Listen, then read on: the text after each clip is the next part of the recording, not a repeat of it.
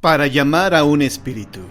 Llamar al espíritu de una persona difunta es una práctica mágica tradicional. La mejor y más completa descripción moderna de cómo hacerlo proviene de Lipas Levy, mago y ocultista francés del siglo XIX.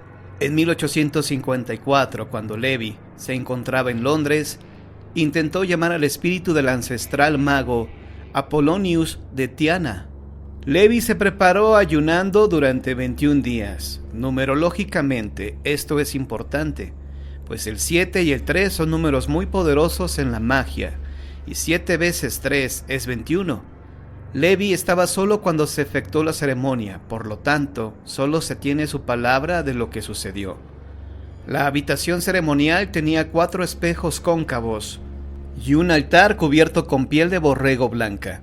Había 2 escalfadores, uno sobre el altar y otro sobre un tripié. Levy vestía una bata blanca. El color blanco era para indicar que Levy estaba practicando magia blanca opuesta a la negra. El mago llevaba en la cabeza una corona de hojas de verbena para protegerlo de los demonios que pudieran ser llamados accidentalmente. En una mano el mago sostenía una espada y en la otra una copia del ritual. Levy prendió fuego en los escalfadores y comenzó un largo conjuro. Al unísono los demonios cantan loas a Dios, pierden su malignidad y furia. Cerbero abre su triple mandíbula y con fuego canta las loas de Dios con 3 lenguas de su relámpago. El alma revisa las tumbas, las lámparas mágicas se encienden. Al subir de nivel el canto, Levy sintió que la tierra se movía y creyó ver la figura de un hombre parado ante el altar, pero la figura se desvaneció. El mago repitió los conjuros y esta vez pareció que algo se movía en la profundidad de los espejos.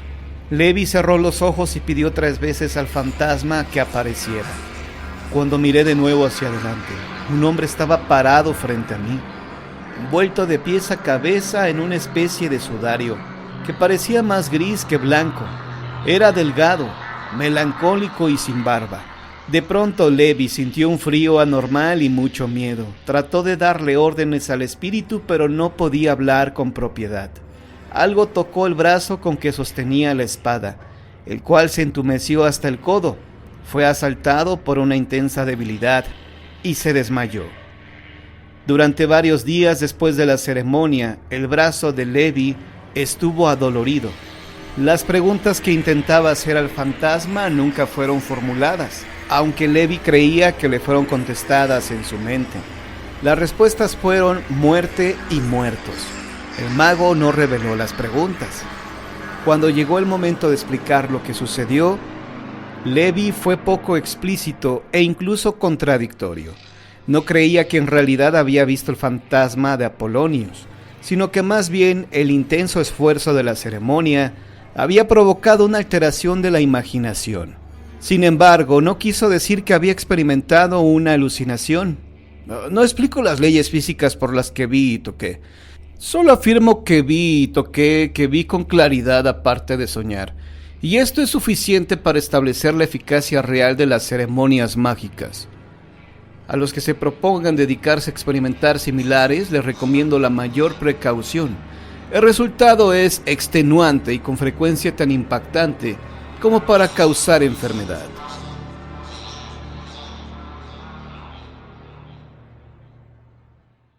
El ánima descalza de Quinta Gameros en Chihuahua. Una de las mansiones más hermosas de la ciudad de Chihuahua es, sin duda, el inmueble que alberga el Centro Cultural Universitario llamado Quinta Gameros. La propiedad fue construida por el arquitecto colombiano don Julio Corredor Latorre, por encargo de don Manuel Gameros, quien estaba profundamente enamorado de una joven quinceañera llamada Rosa, siendo esta la razón por la que en los relieves decorativos de la casa predominan las rosas. La construcción inició en 1907 y terminó en noviembre de 1910, cuando estalló la Revolución Mexicana y el señor Gameros se vio obligado a abandonar el estado. En 1913 el general Francisco Villa ocupó la ciudad y la Quinta Gameros fue intervenida por las autoridades revolucionarias. En ella vivió por un par de meses don Venustiano Carranza. Esta casa llegó a funcionar como prisión y cuartel general de Francisco Villa y hasta como hospital. A pesar de ello, parecía que los años no han pasado. Conserva estilo y decoración acorde con la época en que fue construida. Quizá por ello las ánimas que parecen habitarla no se han dado cuenta de que estamos en otro siglo.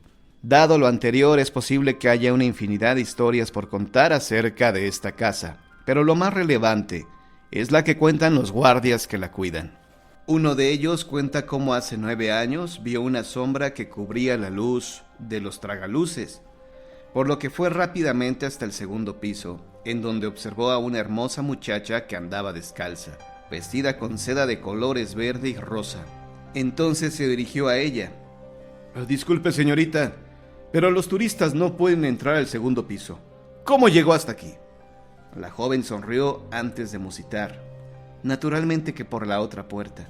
Siempre está abierta.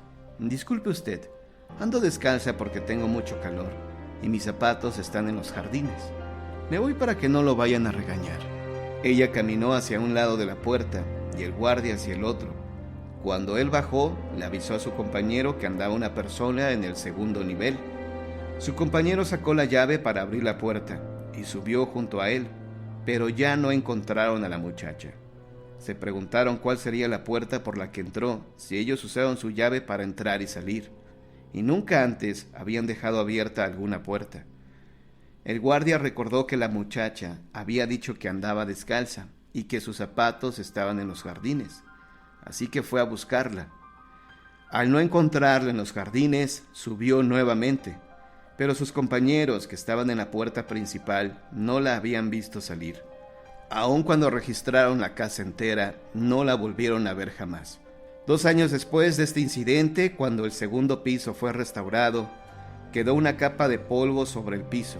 Se dice que cuando los guardias volvieron a las 8 de la mañana, encontraron unas pisadas perfectamente marcadas de lo que parecía ser una mujer, las cuales no tenían salida a ninguna parte. Con el paso de los años, los guardias de la mansión han aprendido a convivir con el ánima del ser, al que sencillamente llaman la descalza. El Callejón del Muerto. Dicen que las promesas siempre deben cumplirse y más cuando se hacen alguno de los santos de nuestra devoción. Esta leyenda cuenta la historia de un caballero que no cumplió con su promesa en vida. Tuvo que hacerlo después de la muerte. Corría el año 1600 cuando el español Alvarado Pedrero se estableció en la Ciudad de México para abrir una tienda, que ahora sería catalogada como departamental, en la que casi siempre recibía la visita de un alto jerarca de la iglesia, pues ambos conocidos eran oriundos del mismo pueblo español. La dedicación y trabajo mostrados por don Alvarado fueron haciendo que su tienda prosperara, por lo que decidió ampliar la variedad de mercancías ahí ofrecidas. Fue cuando le pidió a su primogénito y único hijo, José Ramón, ir a buscar novedades y chucherías en la ciudad de Veracruz. Lejos de su familia, el joven enfermó gravemente, por lo que no podía regresar a la señorial Ciudad de México. Don Alvarado, desesperado, oró con toda su fe y le pidió a la Virgen que trajera a su hijo sano y salvo a casa, prometiendo a cambio que él caminaría hasta el santuario que le estaba dedicado y muy lejos de su casa, como muestra de fervor y para dar gracias. Semanas después, su hijo regresó a salvo, aunque todavía débil. El encuentro fue celebrado con gran alegría. Sin embargo, pasó el tiempo y el acaudalado comerciante olvidó la promesa que le hizo la Virgen. Algunas veces sentía una punzada de remordimiento. Después se le volvía a olvidar. Un día visitó a su amigo religioso para comentarle sobre su remordimiento por no cumplir la promesa, aunque siempre agradecía a la Virgen en sus rezos. Él le afirmó que con rezar con fe era suficiente y hasta lo eximió de su promesa, la que el comerciante olvidó por completo. Cierta ocasión, muy de mañana, cuando el amigo religioso del comerciante se encontraba caminando por la calle que hoy es Correo Mayor, se topó con don Alvarado, quien lucía verdaderamente demacrado e iba vestido totalmente de blanco, además de llevar en las manos un cirio bendito, encendido. El religioso se acercó y los saludó, pero don Alvarado le respondió con una voz extraña, cavernosa: Cuando le preguntó a dónde iba, éste le respondió: a cumplir una promesa. Extrañado religioso decidió que por la noche iría a visitarlo para que le contara acerca de su promesa que le refirió y cuál no sería su sorpresa al encontrarse a José Ramón velando el cadáver de su padre, el que estaba vestido tal y como se lo encontró ese día por la mañana. El religioso entonces se percató de que a quien había saludado en la mañana era el espíritu de su amigo. Dicen que muchos años después todavía se seguía apareciendo el espíritu de don Alvarado. El fantasma vagabundo. Uno de los castigos que Dios impuso a Caín por matar a su hermano fue fugitivo y vagabundo será sobre la tierra. Génesis 4:12. El fantasma vagabundo.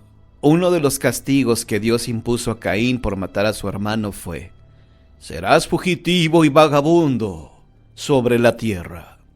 Génesis 4:12. Por lo tanto, las leyendas de los vagabundos malditos, como la del judío errante, y los fantasmas obligados a vagar por la tierra, han surgido en diferentes y repetidos relatos del folclore. Una versión muy popular de este relato es la que se contó por primera vez en el área de Boston a principios del siglo XIX. Se dice que una versión completa de este relato se encuentra en una carta de un hombre llamado William Austin, quien asegura que vio y habló con el fantasma.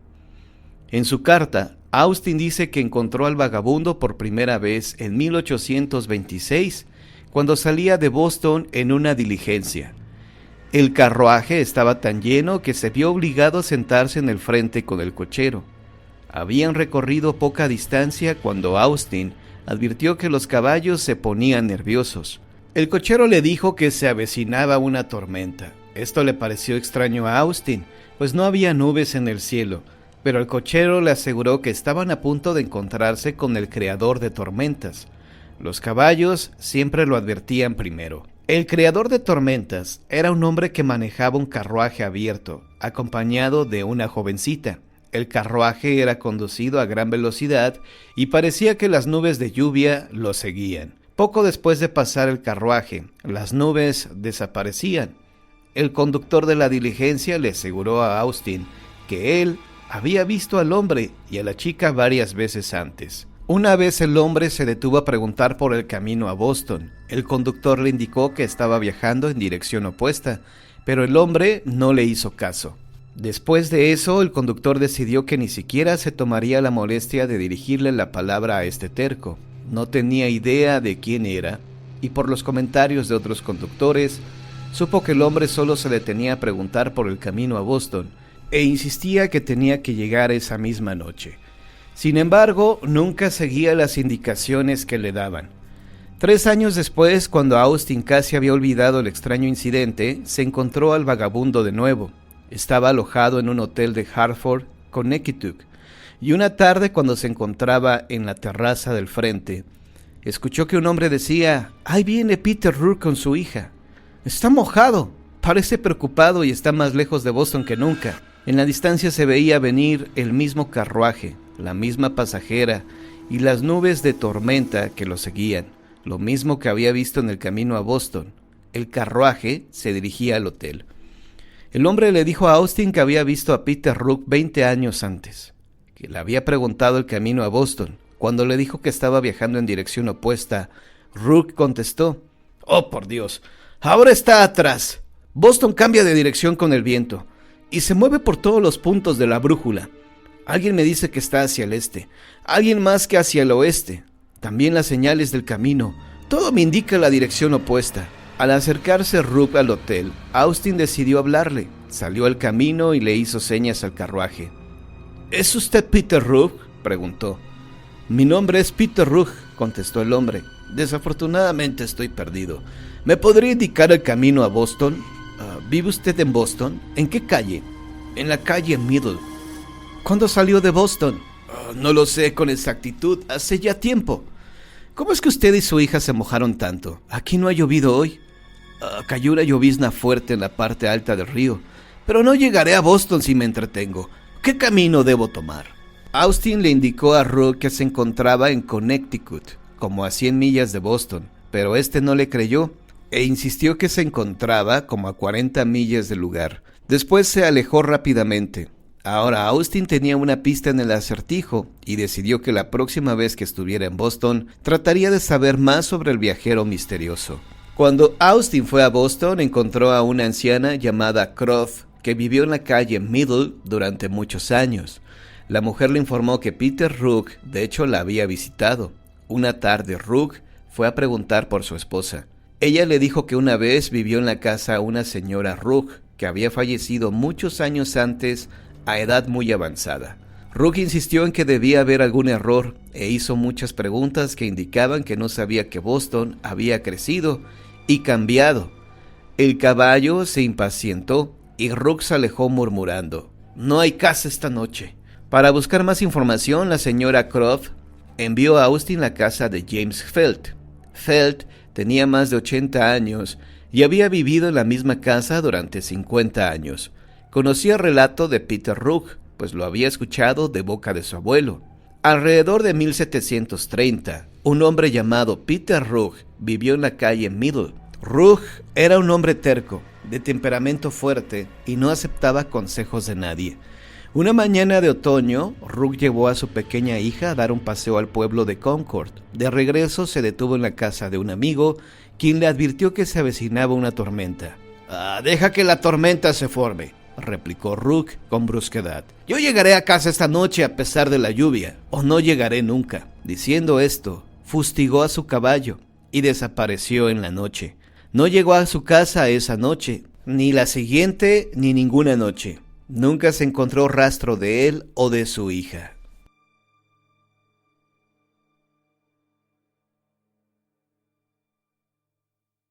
Leyendas de la Inquisición. El franciscano sin cabeza. El padre franciscano, orden religiosa fundada por San Francisco de Asís, llevaba una vida ejemplar consagrada al servicio de Dios. Mantenía muy buenas relaciones con los fieles y era muy amado por las personas que lo conocían. Se había ganado respeto de muchos, pero también es cierto que se había ganado la enemistad de otros, que aprovecharon la Inquisición para acusarlo ante la Santa Sede de tener pacto con el diablo. Aquella noche, mientras se encontraba cenando, el padre fue apresado y llevado sin explicación alguna a la cárcel de la Inquisición. Pero como las autoridades eclesiásticas no tenían pruebas en su contra, determinaron que el religioso debía ser sometido a la tortura para que él mismo confesara.